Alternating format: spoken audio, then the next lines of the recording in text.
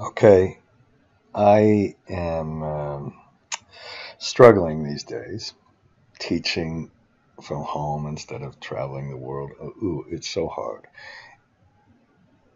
And sometimes I have to teach a class on modeling, which can be extremely rewarding because I learn so much from people in the class. Now, I have decided to kind of go backwards a little, and this video is going to be about modeling philosophy because I've noticed the world getting worse in a certain way with regard to modeling. Now, I'm going to just hopefully keep this very short and just discuss some very general philosophical ideas about modeling. So when I put these slides together, if you ask for this thingamajig, this drive, I put some slides now. I think I made one on Excel modeling, and I've tried to arrange it better. And right up the top, here's modeling philosophy. Now, I respect grid lines, fast. I don't know about F1, F9 because I respect Kenny. And if I say negative things about this, please, I don't want to do it, and I hope I don't swear too much. But I'm going a little crazy these days, and I want to talk about when you make a model. Is this the first slide? Very good. When you make a model, modeling, even today, is not about putting little line numbers in the correct way and making sure you have a sheet that says flags for monthly, flags for semi-annual. It's not about how you arrange your inputs. And if you think you're a good modeler because you can type really fast and you have a fast certificate, you are full of crap. How's that? Not a swear word. Here's what Nicholas said. Not mine. Yeah. Okay. In the not too distant past, say the pre-computer days, projections remained vague and qualitative. One had to make a mental effort to keep track of them. It was a strain to make those scenarios and think about them. And you had pencils and erasers and everything else. And then came, what was it? VisiCalc. Oh, brilliant. Then came Lotus with one sheet. Then came Lotus with 3 sheets. Oh my God, that really changed a lot because, and then came Excel, who copied the rest, of course. Things change with the intrusion of the spreadsheet. When you put an Excel spreadsheet in a computer literate hands, you get projections effortlessly in infinitum. We have become excessively bureaucratic. Excessively bureaucratic. I should underline that word. Planners. And it's getting worse and worse and worse. And we give it to people who don't think. Sorry about that. Having a certificate in fast doesn't mean anything. When I'll teach my class, I am going to try to tell you modeling is a highly creative, making a forecast, thinking about structure of different financings, thinking about why you would, for a refinery, have a deferred payment in your debt and a cash sweep. Why in a merchant electricity plant you might want a cash sweep, but not in a standard solar. Why you put sculpting in solar and wind projects, but maybe not in oil projects. Why in oil projects you have a decline curve and the debt follows with a production payment loan. This decline curve, it's all about the economics of different projects. And if you think that you have a certificate, and because you have a certificate, it means something, it probably is a disaster. Sorry. Now, there is one thing, and I totally agree with something.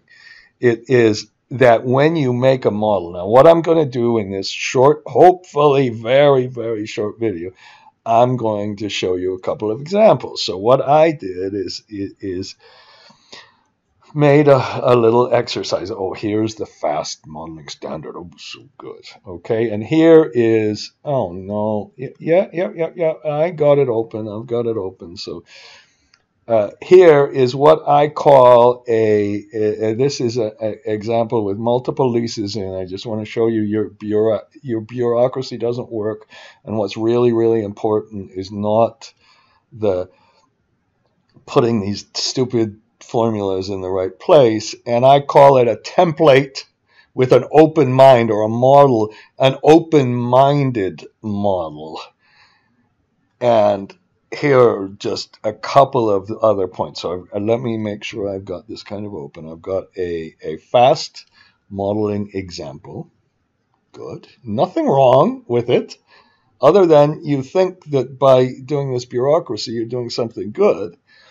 Okay, you've got the specific sheets you're supposed to put in. You've got the specific things. I've probably violated everything because I don't have an official bureaucratic certificate. Oh, no. Same with the CFA and everything else. My God, what's happening? When you have your modeling, 2 rules for me. 2 rules. Because I've had the horror of having to really redo, that's a business, redo some crappy sheet that was, they followed the fast modeling standards, but it was a disaster. Okay, and if you tear the 2 rules, you want to find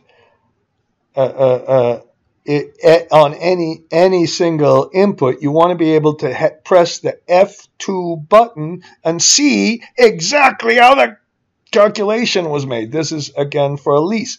And leasing of things like the stacks for electrolyzers, which we're going to go through, when the electrolyzer stacks have a different life than the others. And I just find this completely, what a perfect example.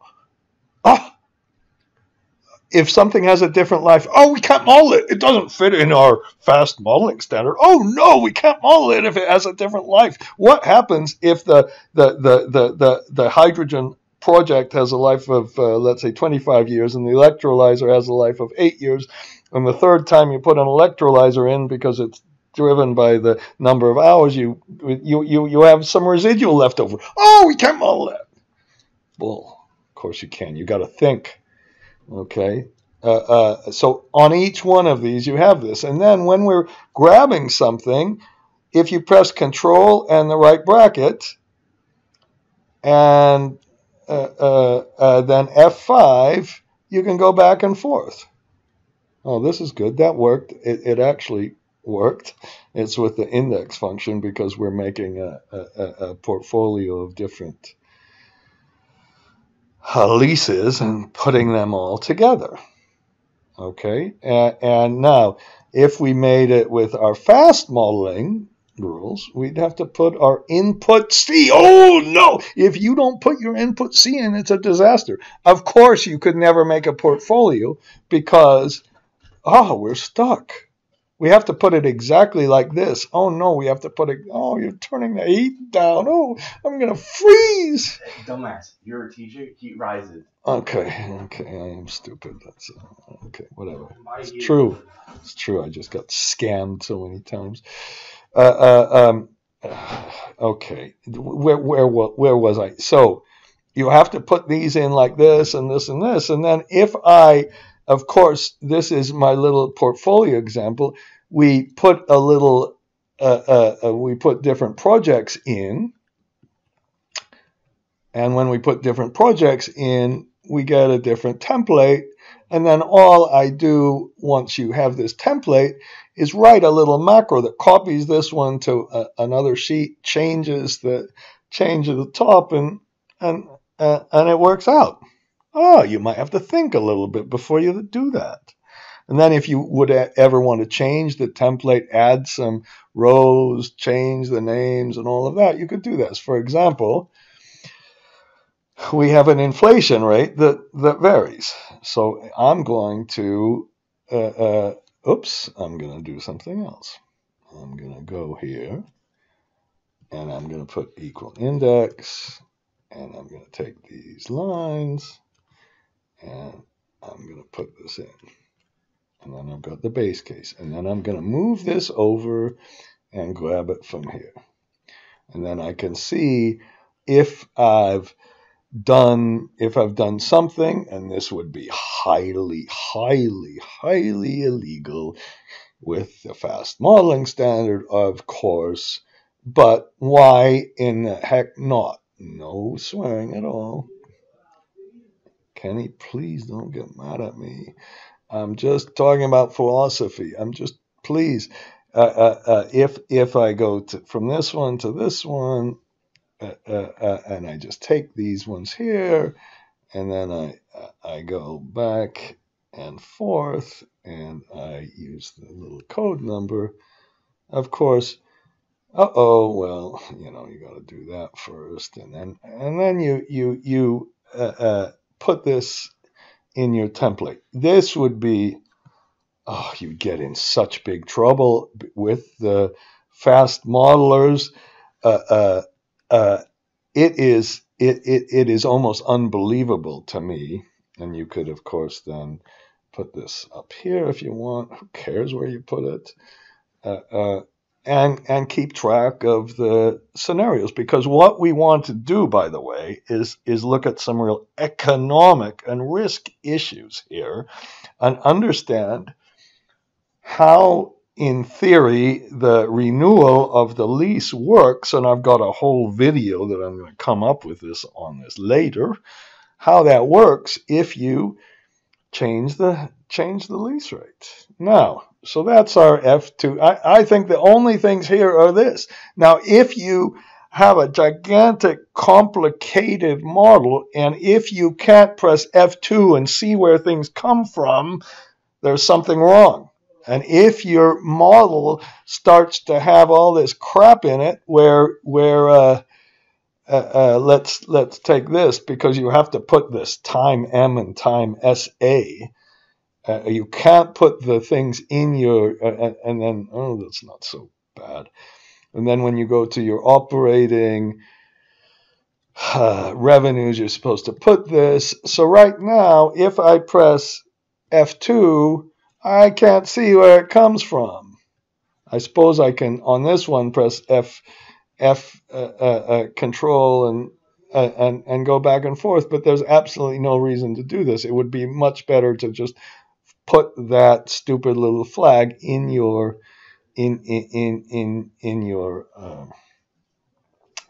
whatever, in your model. Okay, let's go to another subject. Okay, fast. I love it as a philosophy, as a flexible way to think about things. The first word is flexible. Oh my God, the first word is so crucial. I want to make a model that can handle a portfolio. And I don't want to have to put my everything in exactly the same format. And here's another example. Okay? So what? Now, okay, here, the rule is you put your things in a different timeline. God knows why.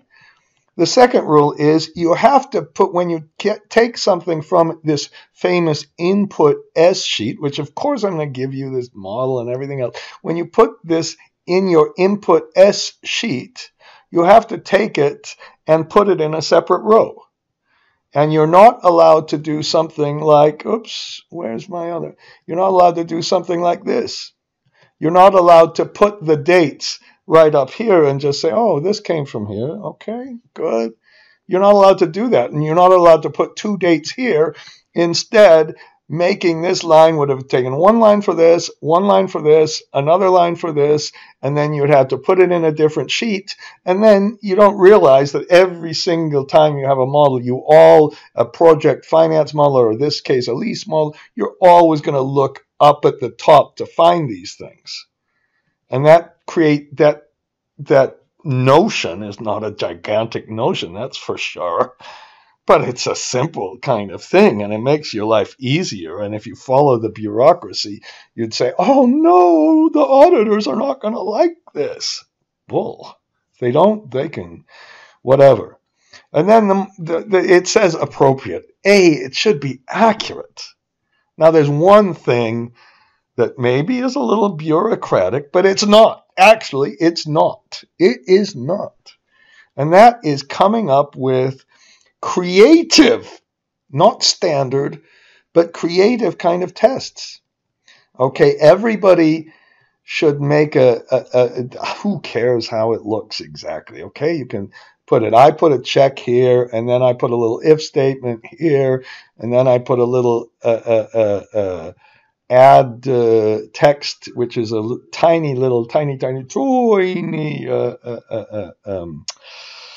user-defined function. But these tests, for example, I make errors in interest expense. Maybe you could make some kind of test that says take the IRR without any fees, and if you have a flat interest rate, compare that IRR to the interest rate.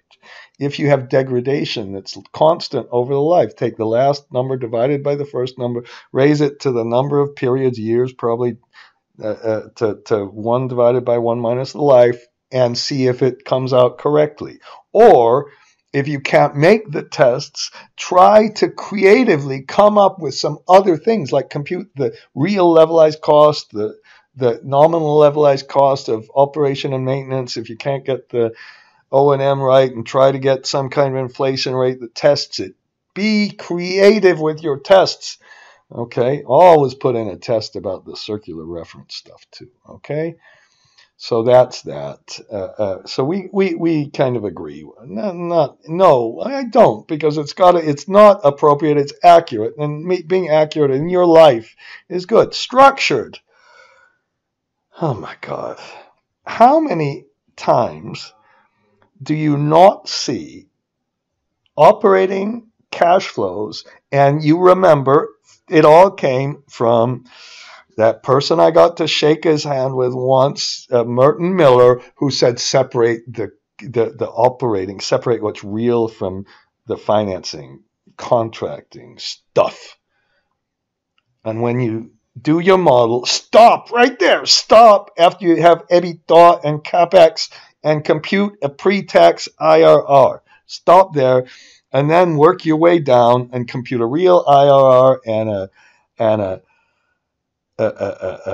nominal IRR, and show what the interest, the debt IRR is, and I'll assure you that in your fast little standards, they don't do that. Okay, they don't. Well, sometimes they do. They put the construction first instead of the operations first. Who cares, really? But I agree with that. And then transparent. But I have seen these crazy fast modelings where they have some silly ass. Ooh, I almost swore. Silly rule where, the formula can't be the length of something or other. Keep the formulas just like I said. Use the F2 idea. Okay? If you can't see it, somebody's reading it is going to be really messed up. Now let's just go through some other things. I'm working on this thing, and I'm a little frustrated. That's why I made this video. Who knows why I make these videos? It's not to get likes or any silly whatever. Sometimes I got to vent to myself. I'm sitting here alone in my whatever little apartment. Make if you can apply a formula instead of forcing things. You're so good at Excel. Oh, it happened to me recently. I gave this guy from St. Louis, I gave him a whole elegantly solved sculpting analysis. It wasn't that elegant at all, but you can easily solve it by taking the NPV of the debt service and making that the value of the debt, or you can make a curve sculpting, all of those things that I addressed. And what did he do? He threw that away and made some macro that forced it. That's this idea of bureaucracy and thinking. And then really, really try to understand the underlying economics. So if we are doing our little lease analysis here, the first thing to understand is that there's really there are really big risks in this residual. They come from degradation. They come from inflation rates being different than what we thought they were. They come from a learning a learning curve, I guess you would say, where the cost could go down over time. And then you think, okay, well, let's go to our fast. And in our fast, let's just put in our little thing here, and let's make absolutely sure that we don't violate these principles, and we keep our scenarios over here. And I suppose, which scenario am I on? I'm on scenario number 1 or 2. You know, if you do this, here's a little bureaucracy for you, okay? Take the whole thing. This is going to be against the fast standards because they put a nice little silly arrow in here. Oh, God, then you can get your certificate. Instead of that, go up here and take this area and then go to something that's probably illegal.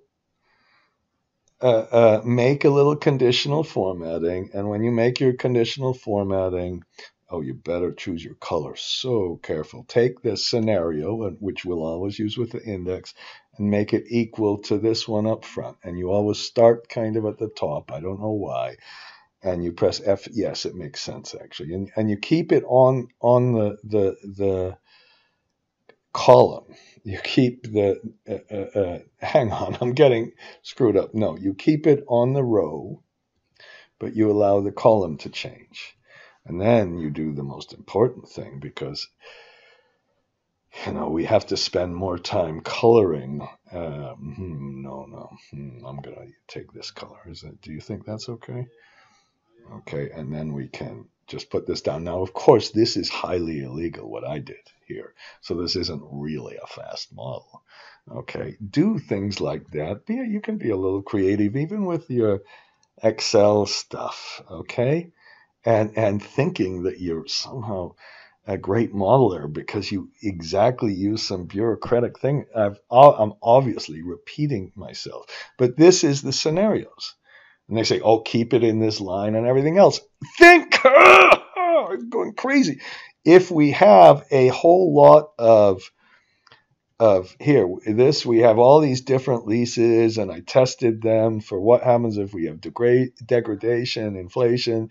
That's a complicated thing. The first thing is to understand, number one, this principle that you can compute the value of the theoretical degradation, the theoretical loss in the decline you're going to get in the renewal lease with degradation using, I better have a PMT formula somewhere up here. I hope I do. Yeah, PV, here's a PMT. Good. And we can work through and see what our theoretical residual value was, and we can put a little flag in here. But, oh no. Oh, you're not allowed to set up the inputs like this, because then we can't make the scenarios. When you make the sensitivities, I haven't made this yet, so whatever. I got to finish this. When you make the sensitivity cases, please do the following. Don't follow some bureaucratic rule. Okay, I hope I have it. This is modeling psychology. Where do I have it?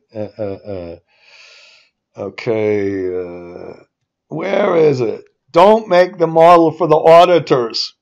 Make the model for the people here. I've got it somewhere. It's like writing a book or running a business. If you, as a business, don't think about your consumer and what your consumer wants, I think you're going to really fail fast. Maybe that's why I'm such a failure. Okay?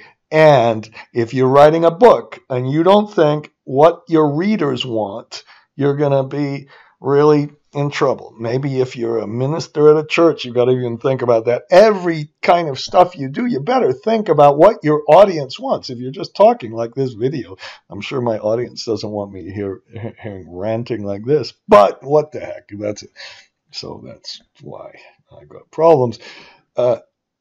Think about them, and they don't care about all that stuff. What they really want to know is what happens if the interest, if we have more competitive pricing, what happens if there's a lower inflation rate, what happens if I don't have the degradation in, what happens if we just have a lower renewal rate. I want to see this. At the end of the day, that's what I want to do. At the end of the day, I want a sensitivity analysis, and then I want to be able to put the things like the inflation rate up here. Okay, and then I want to maybe this is illegal too to wrap this text. Who knows? And then maybe I'll put the base case in here, and we'll put a 1, and then we put some description. And then at the end of the day, I want to know something like the IRR that I'm earning on my project, or the income in year 2. That's what I want to know. Typically, what a investor or a banker wants to do is put a haircut on if it's a solar project, put a haircut on the production. If you got merchant risk, they want to really stress the heck out of that. Maybe they want to increase the O&M in the out years. Something like this. If you can get a hold of a banking report, read that banking report and see what they really do with these models. They don't really care that you're going to have a column that changes absolutely everything. They want to see a nice little description, and you couldn't do that in the FAST. So this idea of focusing on the user and not the auditor, please. Oh, this auditor stuff is just amazing. I have seen models get audited, not ones, and this has happened a little while ago, whatever, it doesn't really matter. I went through and re-looked at the model. There were some absolutely clear errors in the model. And you know what the auditors did? They said, oh, you had some lines set up wrong. We ran the rainbow program on your model, and it got a low score because of some formatting issues. There were real errors. I could probably list about at least 10 real errors that they didn't find. And they wouldn't even be all that hard to find if you made some creative checks. If you're getting a really long model, even an auditor will be scared. They will really be afraid. So if you have a whole lot of lines, if you have a circular reference button, which people do have, and that's another subject, obviously, for me, I'm just terrified. I still am terrified. Why in the heck would I be terrified? They shouldn't be hard. They really, really shouldn't be hard. But people are terrified of pressing these buttons. Okay, all right. I think, and oh yeah, one more point. If you're a bureaucrat with your certificate, you are going to always use the same kind of model. And here's how I hope life works. Now, I believe it's going backwards a little bit. If human beings have made any progress, they mess up things, they make mistakes in your personal life, in everything else, and then they correct it. If they don't correct it, it just becomes crap, I guess. I think about electricity distribution poles. Okay, we've been making them for a long time. There must be little fixes that you make, and once you make a fix, you put that in your next distribution pole, and your productivity goes up, and you make people use computers, hopefully, and probably the productivity goes down. But whatever, the idea is productivity comes from changing things. If you always keep your model the same and don't open your mind and understand that modeling is something that's really creative, number one, the life will just suck. That's not a swear word. And number two, your modeling won't get better. Okay, so that's a few of these things. Put some Of course, put some, real outputs there. Don't always use the same stupid thing. Think about things like if it's green hydrogen, you want to show what the efficiency factor is. If it's bad blue hydrogen, you also want to see an efficiency factor. I couldn't even find that. If you've got a solar model, show what the standard deviation in the P90 is. Remember, the P90 is just a bunch of crap, and it's just a downside case that we make sound fancy. Show what the percent reduction in the production is, so the banks can then say, I don't believe you because the P50 and P90, and they'll say, I don't believe your P50 because they look at other projects in the area anyway. The whole thing, they want to change something like that. They want to see one statistic and be able to evaluate it. I want to see the real levelized O&M and the nominal levelized O&M, and of course never use even match an index anymore. Never use I don't even put VLOOKUP anymore in there. Use index and XLOOKUP, which is kind of nice. And I've learned about recently about how it sorts and that's fancy stuff and index and sum if. That's really all you need. Okay. That's enough of this one. That's enough. I just sorry about having to get this off my chest a little bit.